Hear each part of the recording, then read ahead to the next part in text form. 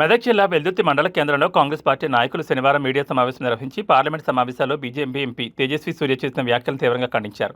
ఈ సందర్భంగా మెదక్ జిల్లా కాంగ్రెస్ అధికార ప్రతినిధి వెల్దుర్తి మండల కాంగ్రెస్ పార్టీ అధ్యక్షులు మహేష్ రెడ్డి మాట్లాడుతూ తెలంగాణ ఆంధ్రప్రదేశ్ విభజనను ఇండియా పాకిస్తాన్ విభజనతో పోల్చడం అన్యాయమని ఆగ్రహం వ్యక్తం చేశారు.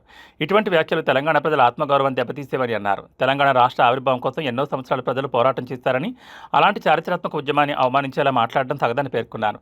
బీజేపీ పార్టీకి మొదటి నుంచే తెలంగాణ పట్ల చిత్తశుద్ధి లేదని విమర్శించారు.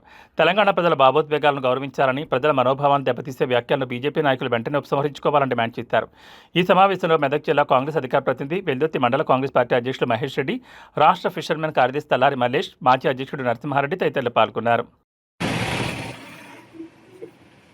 గత 2 రోజుల క్రితం పార్లమెంట్లో జరిగిన చర్చలో బీజేపీ ఎంపీ తేజస్వి సూర్య మాట్లాడుతూ తెలంగాణ ఆంధ్ర విభజించిందో పాకిస్తాన్ భారతదేశం విభజన కంటే ఘోరంగా విభజన జరిగింది అని జరిగింది. మరి ఎంపీ గారు మరి అప్పుడు వాళ్ళ పార్టీ కూడా మద్దతు ఇచ్చినమని చెప్పుకుంటున్నటువంటి పార్టీ కూడా వాళ్ళ పార్టీని మరి తెలంగాణ ప్రజల అస్తిత్వాన్ని, తెలంగాణ అమరవీరుల త్యాగాలను పూర్తిగా అవహేళన చేయడం జరిగింది. బీజేపీ వాళ్లకు తెలంగాణ పట్ల ఎటువంటి చిత్తశుద్ధి లేదు. గతంలో కూడా అమిత్ షా గారు మరి గద్దరు కూడా అవమానించడం జరిగింది. వీళ్ళకు తెలంగాణలో తిరిగే హక్కు కానీ నైతికత కానీ లేదని మేము కాంగ్రెస్ పార్టీ పక్షాన తెలియజేస్తూ ఉన్నాం.